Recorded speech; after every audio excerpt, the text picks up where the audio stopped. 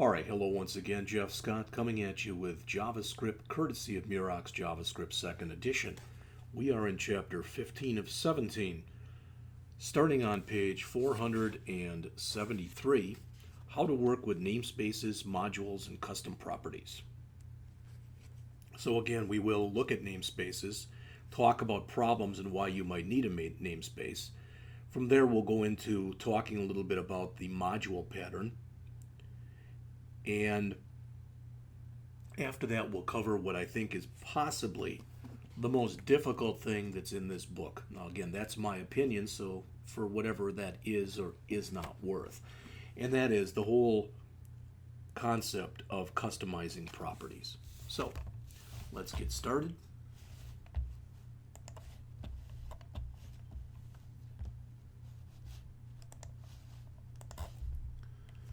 We see our objectives: be able to use namespaces in applications, code an application that creates and augments an object using the module pattern, code an object that has read-only accessor properties, describe the global namespace pollution problem and 2 ways to avoid it, describe the use of namespaces and aliases, describe the use of the module pattern and the benefits it provides, distinguish between a direct or owned property and an inherited property, distinguish between data properties and accessor properties, describe the attributes of data properties, the attributes of accessor properties, and the attributes that are shared by both.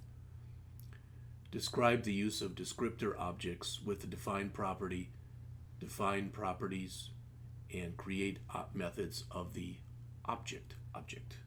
And finally, describe the use of the methods of the object to inspect property values. So again, this is split into 3 basic parts. The first thing that's discussed in here, as you can see on page 475 and on the screen, is the author starts talking about using this task manager application rather. And the first thing he starts talking about here are namespaces. And a namespace is defined as a container or grouping of objects, usually related objects. But think about it. Let's assume that I was working on a project, let's say for the IRS. So I had to do something where I was going to be figuring out taxes based on tax rates and FICA and Social Security and all the other good stuff. All right? And let's suppose that I have my own piece of that and I'm working on my own piece of that. And I decide to call things, use certain names, naming conventions, etc. And my friend Jane, is working on the project also. And she decides that she's going to use similar types of naming conventions, but for other things. Now we have the potential for what's called a name clash. All right? So you can think of basically variables, functions, and objects that are coded by any object as having their own global scope. All right? And global scopes are convenient, but they can lead to what's called global namespace pollution. So if you include 2 different files in your application, and your application could possibly have what are called name collisions, where 2 different developers use the same name, or the same variable, or the same function name, or whatever, but it means a different thing. All right? The other thing about adding objects to a global namespace, which is what we've been doing so far, is it's harder to implement security checks that detect malware or bad things. So again, JavaScript variables, functions, and objects are created outside of any other object. Ones that are created outside of any other object have global scope, so they're in the global namespace. When multiple libraries add variables, functions, and objects to this global namespace, you can end up with a global namespace pollution. One way to reduce this problem is to use your own namespace, and they start to show that in here. These are things that were in Chapter 10 and were in Chapter 11, and they don't always necessarily mean the same thing.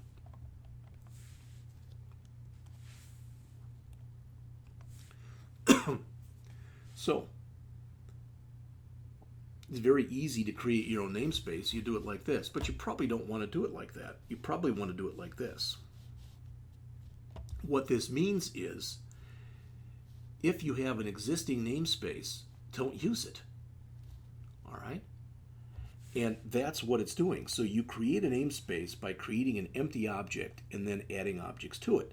This way, you only add one object to the global namespace. Again, in that second example there, we use the OR operator to make sure we don't overwrite an existing namespace when we create it. You normally use dot notation to work with objects that you've added to your namespace. All right, you'll see that, I believe, on the next example here. But again, if you don't want to do that, you can also use bracket notation. Some programmers use unique identifiers like reverse domain notation for their namespaces, which reduces the chance of name collisions, but it can make for very large namespace names. Now, we've done that, or we do that in the Java class for Eclipse when we create a namespace. So mine would be, for example, instead of jscott@blackhawk.edu, it would be edu.blackhawk.jscott.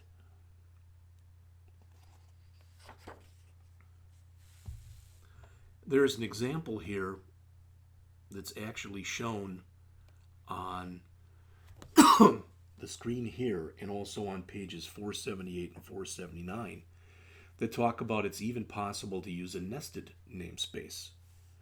You can use a nested namespace to organize your code, but again, it can lead to long names that are hard to read. You can use aliases if you want to shorten namespaces. However, you must make sure that you don't create aliases in the global namespace. Finally, you can use a namespace creator function to create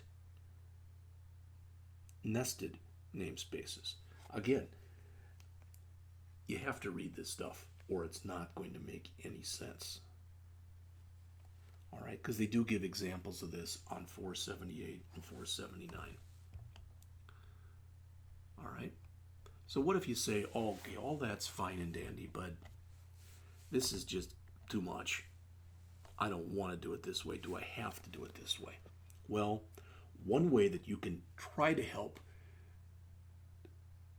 to prevent this global pollution is by using one of these IIFEs. And again, an IIFE, we looked at this in an earlier chapter, is an immediately invoked function expression. And you do that so that the variables and functions used by the code are not in the global namespace.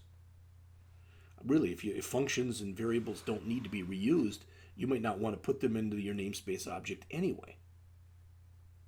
All right, so using this IIFE works because the variables and the functions that you code within an IIFE go out of scope as soon as the IIFE completes, or as soon as all objects that have referenced it goes out of scope.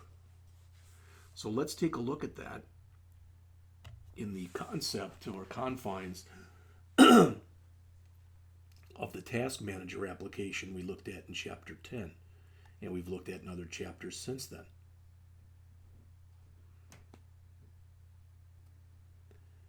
The figure that you see on your screen right now shows the namespace library for this version of the app.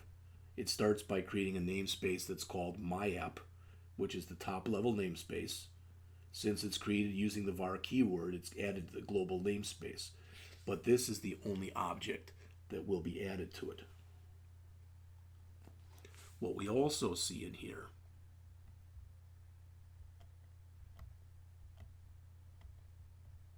it's in here, there it is, I guess, is the library storage file.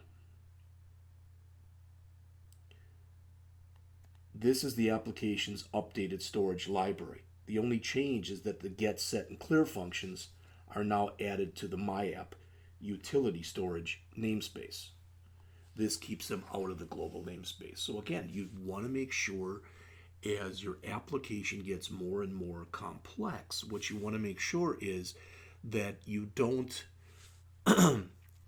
end up, when you start working possibly with other people, infect their code, so to speak, or have them infect your code, so to speak.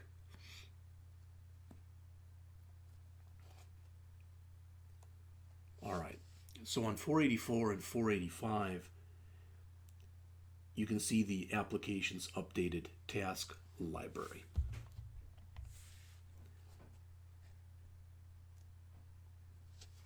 The sort, the display, the delete, and the capitalize functions are now added to the myapp.tasklist namespace rather than being created with a var keyword. Again, this keeps them out of the global namespace, which is what we're trying to do.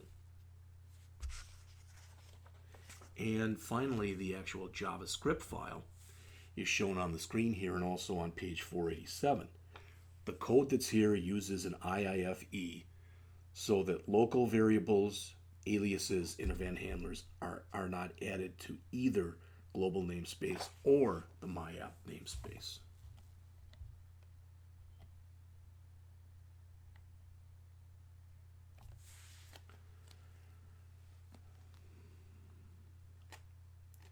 Another way that you can attempt to handle this global namespace pollution problem is to use what's called the module pattern.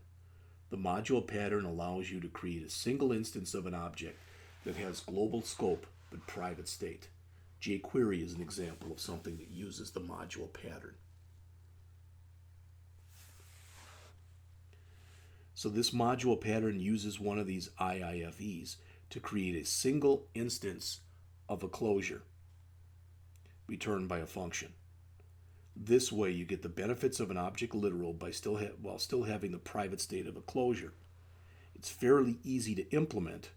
You can split an object among multiple files, which makes it helpful when you've got a large code base or when several programmers are working together.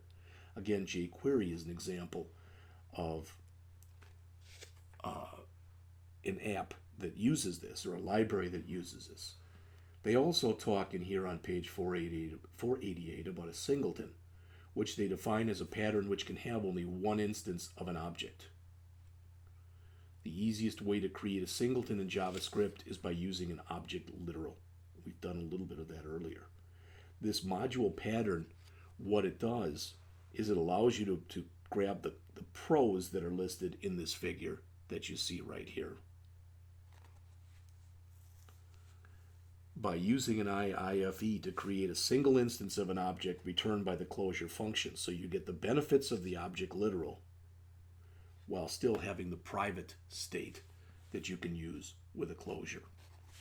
And as far as implementing this, they show an example here on 491. You use an IIFE and you import the module to be augmented by passing it as an argument when you invoke the IIFE. A drawback of doing this is you have to make private state public if you want to be able to work with it. All right, but we'll talk about that in a little bit. All right, so why would you want to do something like this? Who cares? Well, notice what they have. What they've added in here is a new button that's called change speed. And when it comes in there, it says the current speed is 2000. All right, so in other words, right now, every 2 seconds, that changes. But maybe you don't want that. Maybe your audience is the elderly, for example. All right, and you want to change that from 2 seconds to you want to make it every 5 seconds or every 10 seconds. So what they do in this example is they grab the example from Chapter 14 and they use a module pattern so that only one instance of a slideshow object is allowed. All right. Sorry about that. Again, it makes the application more stable, but it can still use private state to protect its internal operations.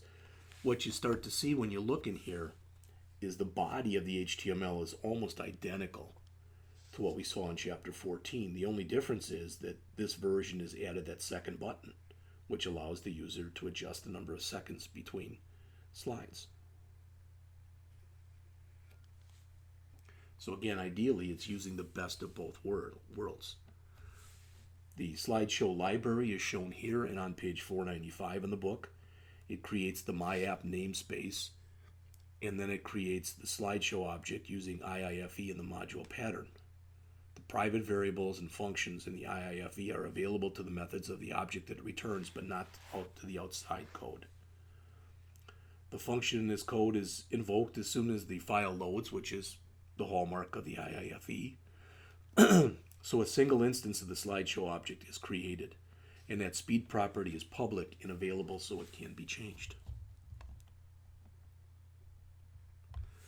The enhancements are shown here and on page 497 in the book.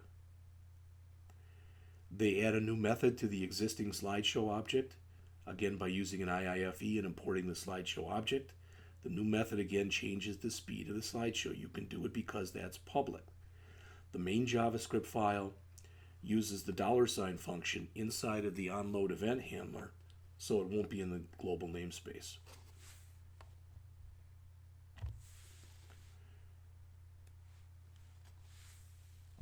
All right. And I warned you that this was coming. And what I'm going to actually do is I'm going to take a little break.